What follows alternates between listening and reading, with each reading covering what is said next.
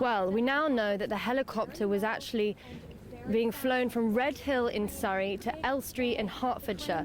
It's believed that the pilot did ask authorities for help before the crash and was diverted because of bad weather to Battersea helipad.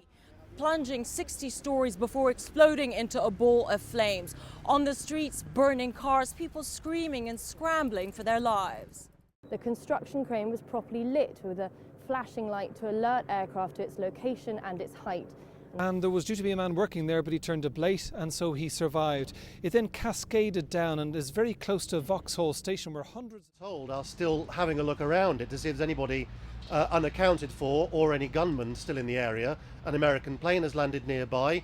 Is that only a rescue mission, or are there security personnel on board to try to assist the Algerians in looking for the gunmen? It's the diplomatic fallout, because all of these Western governments, because this is a multinational story, are still trying to find out exactly what's gone on. There is a great deal of anger in many Western countries about the botched operation by the Algerians, because they apparently blew up several jeeps containing hostages while they were going after the hostage takers. This would be the biggest loss of life for British citizens in an incident anything like this since the tube bombings in London in 2005. It could groups of people like this trying to organise things like prisoner releases in Algeria, moving between Algeria, Libya and potentially Mali as well, then you would have to assume there is at least the potential for more things like this to happen, and there is bound to be a ramification for Western interests right across that region now. General election in this country in 2015, that if they were re-elected then,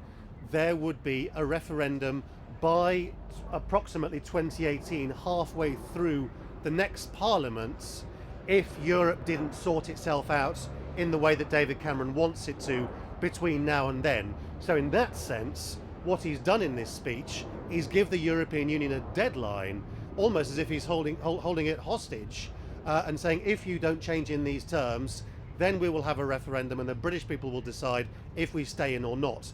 Is the British people getting a chance to look again at the relationship with the EU and have a vote on it? That's democracy.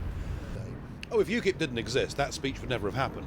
I mean, this is the Prime Minister who 5 times, to my knowledge, on public record has said, I will not hold an in-out referendum because I believe Britain's future is as part of the European Union. Britain is best in Europe, and when you ask people what the most important issues facing the country are at the moment, they say things like the economy and jobs and unemployment, and it's in those areas that actually the benefits of Europe are recognised. And so yes, there is a recognition that we are better off in, but it's a really complicated issue for people to grasp.